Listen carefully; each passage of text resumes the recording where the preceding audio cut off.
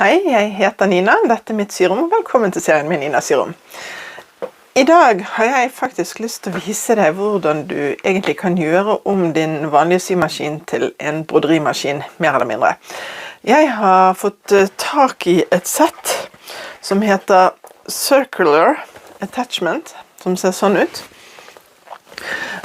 Som en liten innretning jeg setter opp på symaskinen. Jeg fester stoff i det, og da vil stoffet gå rundt og rundt og rundt når jeg syr. Og det altså så morsomt. Jeg vet at sikkert mange av dere som har det og har prøvd det, men bruker dere det? Det synes jeg dere skal gjøre. Så i dette settet som jeg har fått, det som kommer fra Pfaff, så følger det også med noen sånne maler, noen templater til å lage andre figurer. Og jeg har også fått med et helt ekstra sett med templater, altså maler. Det skal jeg komme tilbake til, men jeg har lyst til å begynne helt basic, for jeg synes det egentlig gøy nok i seg selv. Så jeg skal vise dere hvordan jeg syr denne rundingen. Og så tenker jeg at jeg litt sånn at jeg ikke er så god på bare å sy en prøvelapp, jeg vil sy noe av det. Så jeg skal rett og slett også vise dere hvordan dere syr en rund pung ut av dette etterpå. Og det jeg alltid synes er gøy, og det vet dere jo, jeg liker å ta billige stoffer og freshe de opp sånn at de ser skikkelig eksklusive ut. Og det blir det jo på denne måten her. Nøkkelen til suksess, det er stabilisering. Fordi at når stoffet blir dratt rundt, så ønsker vi jo ikke at det skal bli dratt skjevt. Så jeg kommer til å stryke på stabilisering på stoffet, i tillegg til at jeg har en sånn rivestabilisering bak som jeg river vekk etterpå. Nå, så jeg skal lage en pung, så er jo ikke det noe problem å så ha på en sånn type stabilisering som er limt fast. Det er en sånn Freudenberg H250 som jeg har brukt. Men hvis du skal sy dette for eksempel på en genser, i jersey eller et eller annet, da vil jeg faktisk anbefale deg også bruke en riveflisselin under, men at du bruker spraylim og limer det fast til stoffet. Og du kan til og med bruke en vannløselig flisselin på toppen hvis du er redd for at det skal dra seg når du syr. Men som sagt, stabilisering her, eller tykke solide stoffer. Jeg er sikker på at hvis du syr på et møbelstoff, så er det ikke noe problem, for de er så stive og uten noe stretch i noen retning. Problemet her er jo det at hvis du syr i et tynt bomullslerret, så vil du 4 ganger rundt på sirkelen din komme på diagonalen, og der vil du ha veldig god stretch. Så det gjelder å hindre det.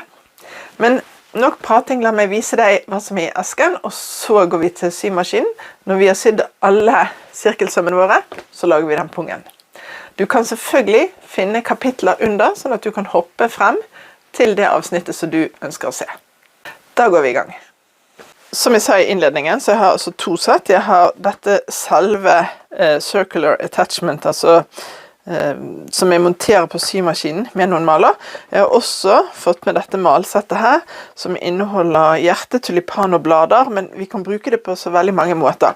Det må jeg rett og slett komme tilbake til når jeg har laget nye gøye prosjekter, for jeg har så veldig lyst til å vise bare dette første. Jeg har jo åpnet dette før, for jeg har fått lov til å prøve det da vi var på ambassadørmøte. Så det kommer jo en full beskrivelse her, hvis du bruker disse malene. Og det du trenger for å feste det på symaskinen din, ta godt vare på disse tingene, det er denne. Disse 2 tappene går opp i hull på hver sin side av stingplaten din, der med undertråden. Og så har du den tegnestift som du fester her, og så har du stoffet mellom. Her har jeg en inndeling i centimeter og tommer, hvor stor diameteren på sirkelen min kan bli. Så den minste sirkelen jeg kan lage med dette, det er 6 cm, og den største er 26 cm. Og det er jo faktisk ganske stort. Så skyver jeg på den, der vi begynner, setter på stoffet, og sånn. Så da skal jeg vise deg med symaskinen hvordan jeg gjør det.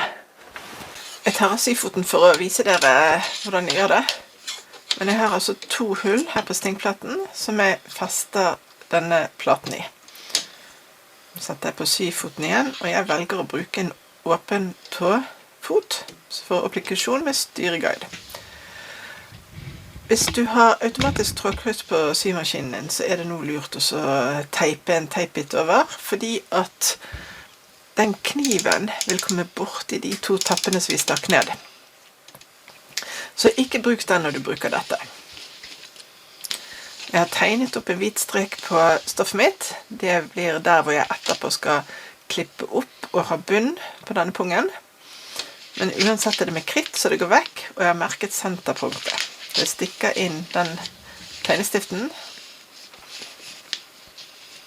og setter den ned i det hullet jeg viste i sted, og sjekker at jeg klarer å roteres på stoffet mitt. Og så velger du bare en søm, og her er det gøy, for selv de helt vanlige funksjonssømmene blir skikkelig stilige, så jeg begynner her rett og slett med en zigzag. Jeg glatter litt på stoffet for å sjekke at det holder seg på plass, og det gjør det. Jeg har såpass god stabilisering her.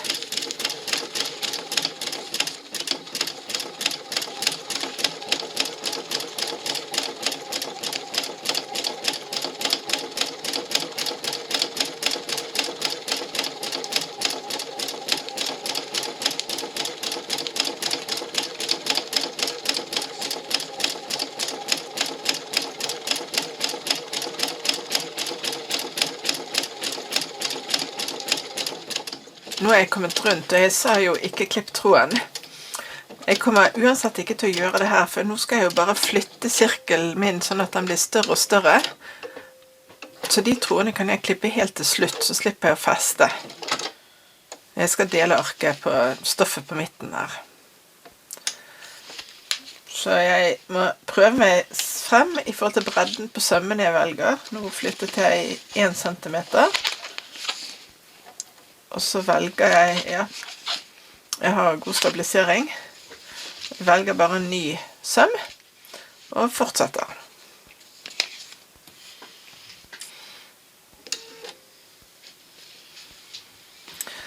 Dette er jo så fascinerende å se på, så jeg skal spille det i fortefilm og la det gå en liten stund, men hvis du nå ønsker å hoppe rett videre, så bare ser du på kapitlet under, og så stopper du.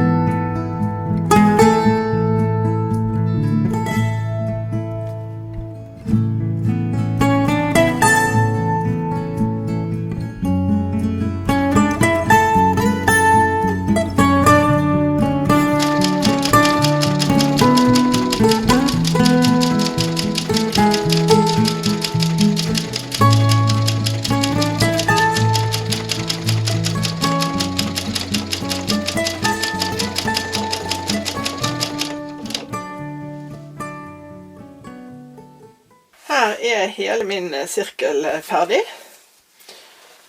Den ble til slutt, ja, jeg vil si egentlig kanskje nesten 27 centimeter, fordi at sømmene har jo en viss bredde. Jeg glemte å si det i begynnelsen, men jeg har altså brukt en sånn melert broderitråd for å sy ut dette. Og da får jeg disse nydelige sjatteringene, og dere vet jo det jeg er veldig glad i brunfarger.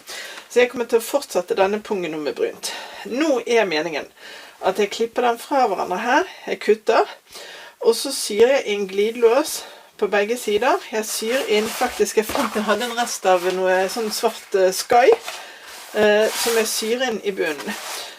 Men bare et lite tips nå, for det er jo mange som syr sånne rundpinneetuier som er runde, og da kunne du gjort det motsatt.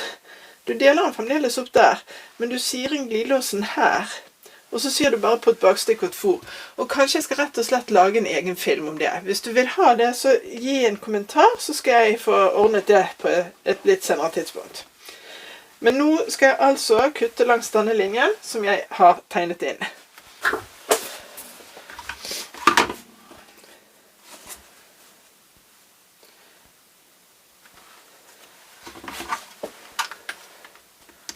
Dette er jo litt skummelt.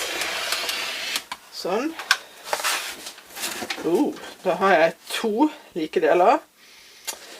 Og så skal jeg altså kutte de rund. Jeg vil ha de like. Og det er dumt det, skal jeg kanskje gjøre det først. Sånn, vi ser her. Hvis den ligger der og den ligger der. Så skal jeg altså holde meg rundt kanten her. Vet dere hva jeg skal gjøre? Jeg skal tegne opp, ja, jeg må i hvert fall ha 1 centimeter på utsiden, og så skjærer jeg rundt, så la meg gjøre det. Da har jeg altså fått klippet rundt 1 centimeter på utsiden av den siste sømmen min. Så har jeg klippet til det jeg vil ha i bunnen og litt grann oppover kanten. Det er altså en vinyl, men du kan jo selvfølgelig bruke hva som helst stoff der. Denne har jeg klippet bredden til sirkel, altså diameteren, og så har jeg klippet den 10 centimeter. Så det neste jeg skal gjøre nå, er at jeg skal legge disse rette mot rette. Altså jeg har ikke plukket av alt her, men det lar jeg bare være, for det skal være inni. Jeg syr fast rette mot rette. Jeg bretter tilbake, og så skal jeg sy en stikning. Og det gjør jeg på begge sider. Da gjør vi det. Nå har jeg skiftet til svart tråd og til en helt vanlig synål. Så jeg legger nå disse bare rettet mot rette. Sånn. Og så syr jeg sammen her med en helt vanlig rettsøm. Og vanlig rettsøm, da mener jeg stinglengde 2,5 millimeter.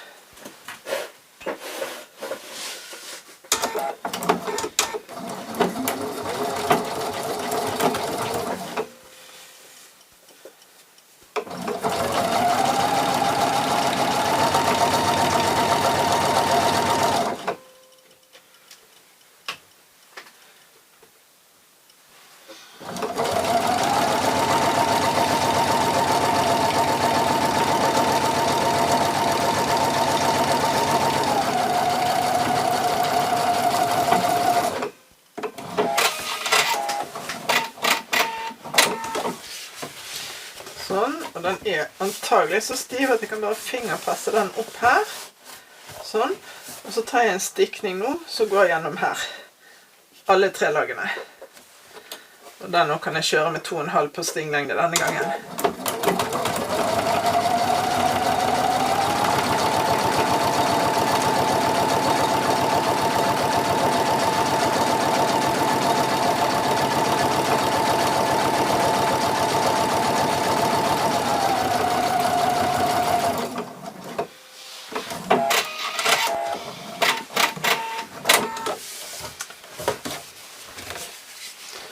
Sånn.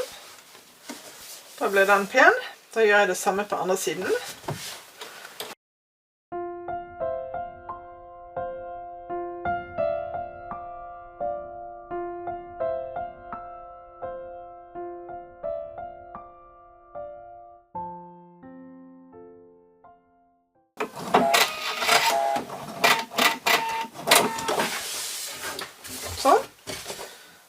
er hele denne sydd. Da skal vi gå videre på glidelås. Jeg klipper alltid løse tråder underveis. Og da er det greier å holde styr på. Og nå skal jeg ha på glidelås. Og altså, pungen min kommer jo til å bli seende noe sånn ut. Ikke sant? Der. Så jeg ønsker at glidelåsen min skal gå ned litt grann på hver side for å komme inn i bunnen. Og det kanskje letteste for meg å gjøre det på, det er å måle hvor mange centimeter vi har å gå på her nå. Det er 8. Så hvis jeg går ned 2 centimeter her og klipper et lite hakk, der skal glidelåsen begynne, og 2 centimeter der, og samme på andre siden, 2 centimeter der, og 2 centimeter der. Her også ser jeg det at jeg må runde den litt grann. Sånn, bare ikke tok hakket mitt der. Det gjorde jeg ikke. Hakk der, sånn. Og så skal jeg jobbe med denne kjempefine, nesten kobberfargete metervareglidelåsen. Så det jeg gjør da, det er at jeg syr den fast på begge sider, og så fester jeg på den stofferen helt på slutten. Jeg må bare finne ut cirka hvor mye glidelås jeg trenger. Sånn. Da tar jeg litt ekstra. Så jeg klipper den her borte. Så skal jeg nå altså sy fast denne, rette mot rette, og jeg begynner med hakk, sy fast rundt hele, det kommer bort her, og så gjør det samme på andre siden. Så vi går til symaskinen. Vi begynner akkurat med hakket, så jeg setter en strek på glidelåsen, der, og legger den kant i kant med hakket, og setter ned foten, justerer meg inn, sånn. Og så syr jeg, og hvis dere legger merke til noe, så syr jeg ikke så tett på tennene jeg kommer, fordi at jeg ønsker jo både se litt av glidelåsen og se litt av dette mønstret her. Så jeg lar nå glidelåsen gå kant i kant med pungen, og så har jeg omtrent kanten midt på syfoten. Jeg må ha noen styrelinjer.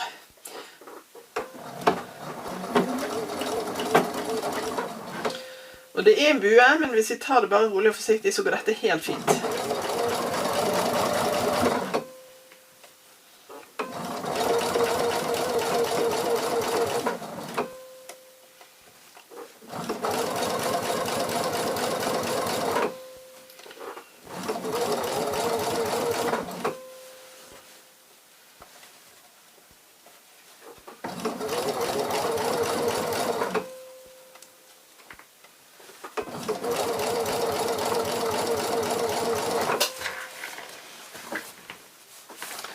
Det blir veldig bra.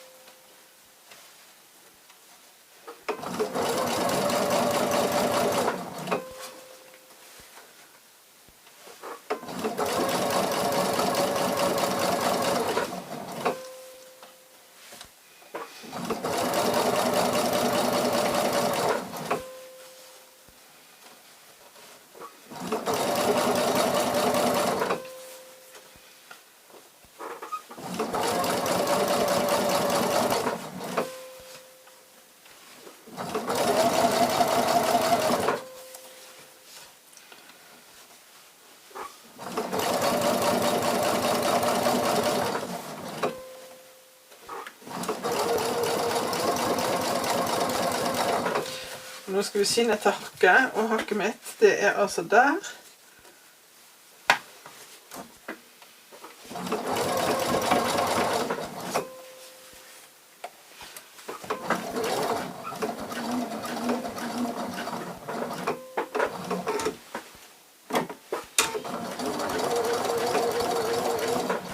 Sånn.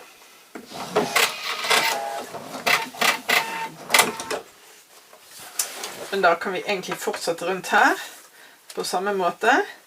rette mot rette av glidelåsen, og jeg skal begynne på hakket. Og jeg ser nå at jeg har ganske lang glidelås her, så jeg kan la det være en god bit her, og så fester jeg glideren her etterpå.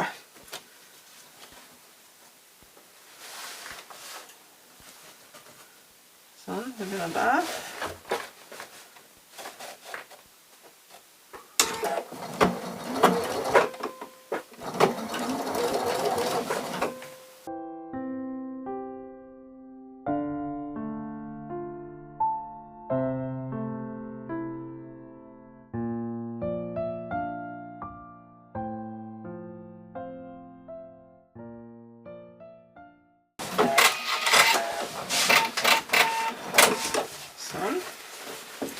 Det ser da så slik ut.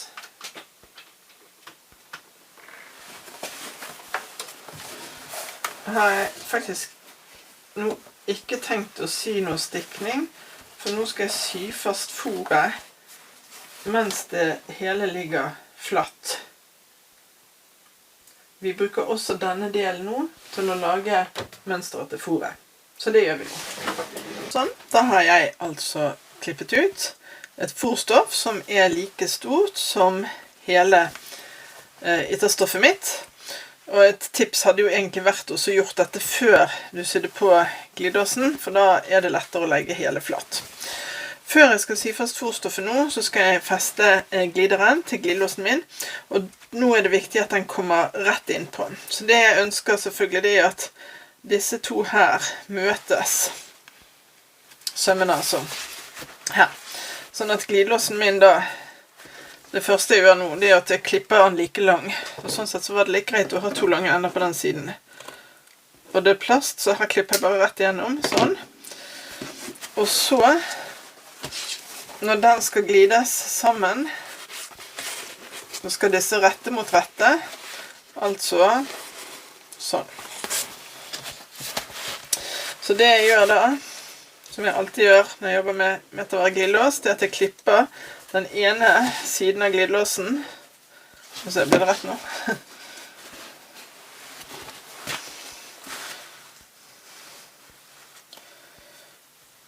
Sånn.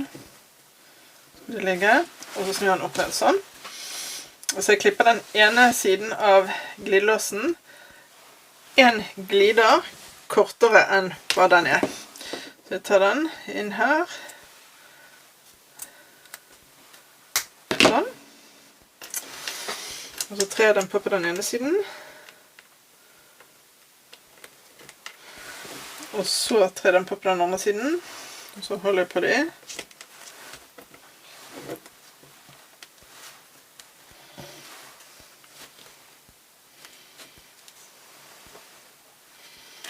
Sånn.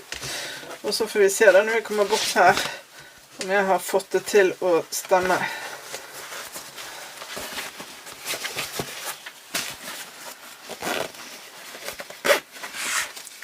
Ja, og det har jeg. Men når jeg skal sy på fôret, da vil jeg gjerne ha den her ute. Sånn. Og det jeg skal gjøre nå, det er at jeg legger fôret, det har ikke noe rett og vrange, men hvis det har det, så skal det rette mot rette. Og så skal jeg sy rundt hele kanten, men ikke her borte. Så jeg lar det stå egentlig der hvor jeg har bunnen, der hvor bunnstykket mitt er. Det lar jeg stå åpent. Der skal vi vrenge. Og når jeg kommer her bort, så skal jeg bare ta de vekk når jeg syr forbi. Sånn at ikke glidelåsen følger rundt hele.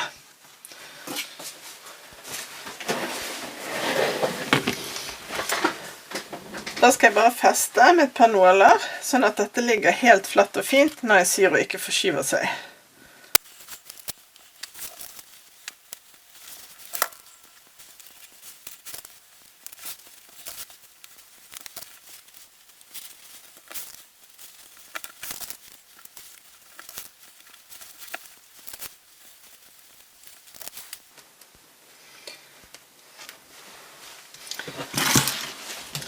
Da begynner jeg fra denne, syr rundt hele, og tilbake igjen dit.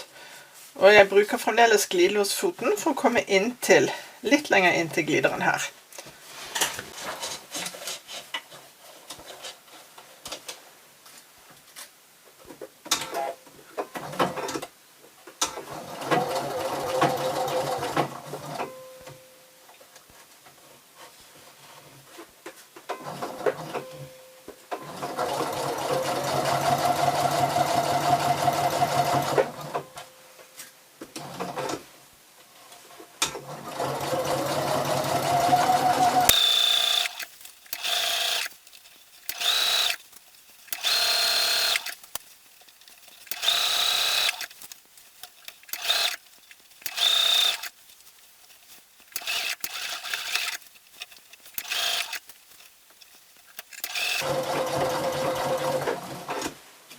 Jeg trekker ut I knappenålet, for så stoffet forskyver seg med bare fordele det med fingrene mens jeg syr, sånn.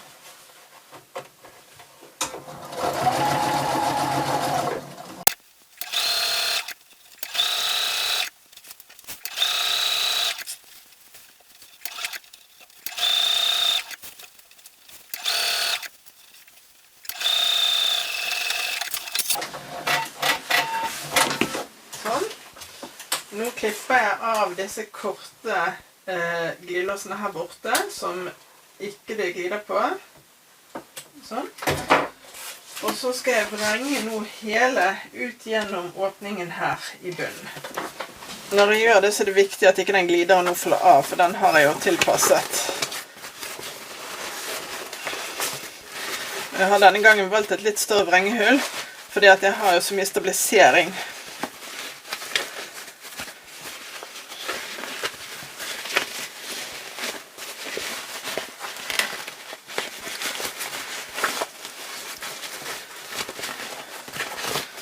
Sånn. Se.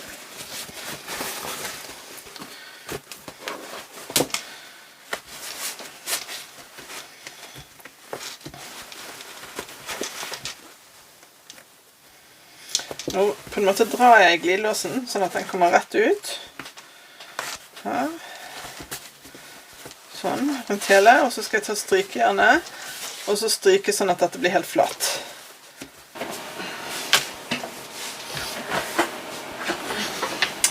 Nå begynner det å ligne på noe her. Det jeg skal ende opp I selvfølgelig, det er jo dette, men med bunn, sånn. Og den bunnen, den vil jeg ha, den biten som jeg klippet. Så det betyr at jeg skal jo kutte av her, så jeg trenger strengt tatt ikke sy fast. Vi får se, forsiktig nå sikkert den går. Den biten her som fra sky til sky, den kan få lov til å faktisk være, for det skal jeg klippe av. Så nå skal jeg sy en stikning, for det vil jeg ha til glidelåsen. Og da vil jeg bruke den fargen på undertråden, for den kommer til å gå inn på kanten her, og så vil jeg ha svart på overtråden, og så skal jeg prøve å sy den sånn at jeg ikke kommer I kontakt med de broderiene jeg har sydd, så det blir litt langt på kanten. Så skulle jeg laget denne en gang til, så hadde jeg klippet I hvert fall 1,5 cm på utsiden av broderiene her. Men da syr vi en stikning, og den tar vi rundt hele I en engang. Jeg har byttet til kvartinchfoten min, som absolutt favoritten min når jeg skal sy stikninger som går på et lite område. Og jeg kan strengt tatt begynne å sy fra stoff til stoff. Ja, hvis jeg begynner litt ned på, for da blir det kuttet vekk, da slipper jeg å feste. Se.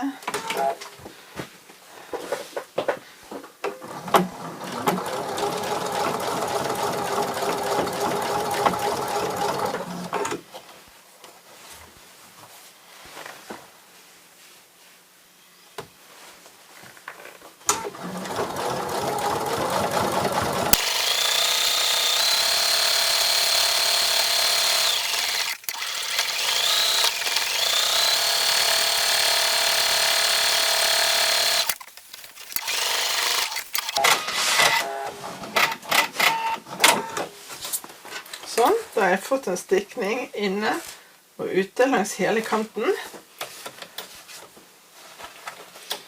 Nå vrenger jeg den og tar igjen glidelåsen.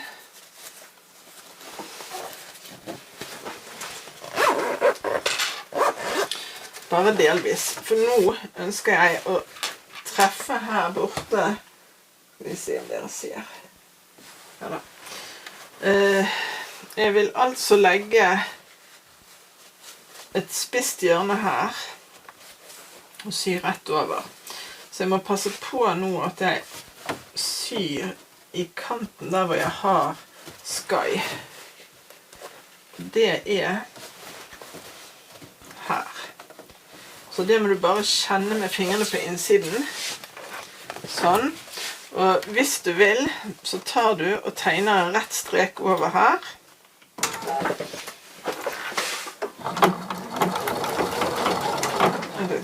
Dere ser ikke når jeg fester, sånn.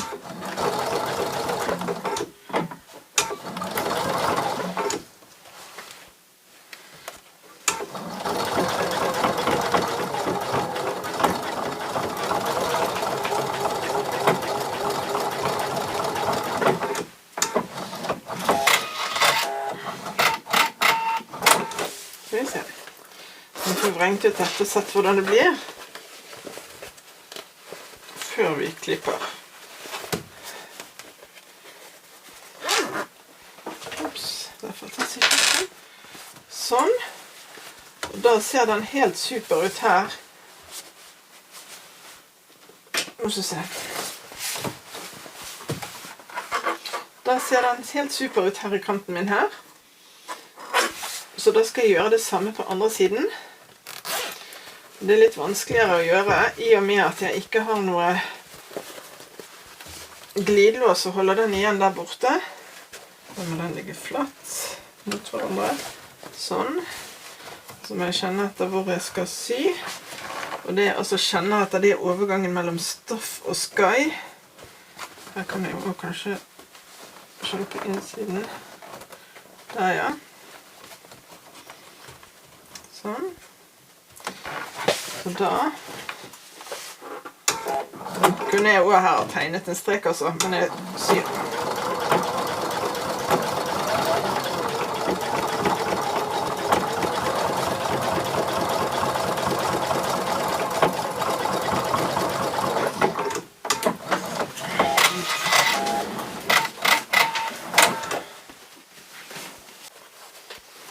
Ja, den ser også bra ut.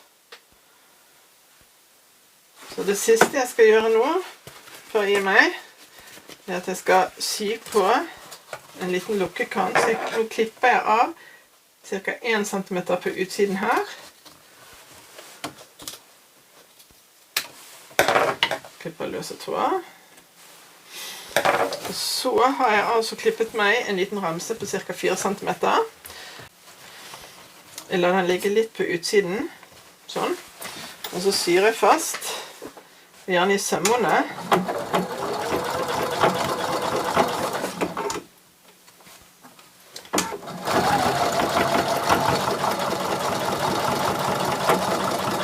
Sånn. Nå ser jeg skal skifte over tråden, så den matcher. Så klipper jeg av litt på utsiden.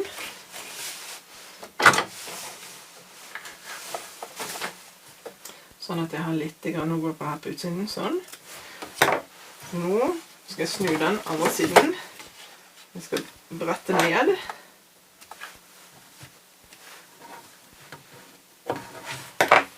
Jeg skal brette inn. Inn 2 ganger. Sånn. Og få den over. Og hvis du nå får det litt trangt, da kan du klippe ned sømmebåndet ditt. Og så syr vi over her, og da har vi ingen åpne kanter igjen. Så da syr jeg det nå når jeg holder på den. Sånn.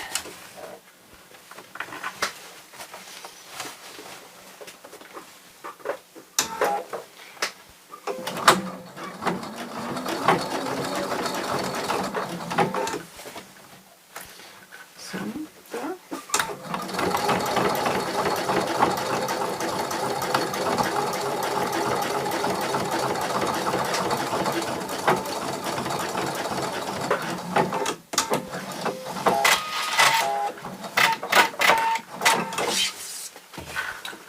Da ser den slik ut på andre siden. Så er den første burde jeg sydde med samme tråd.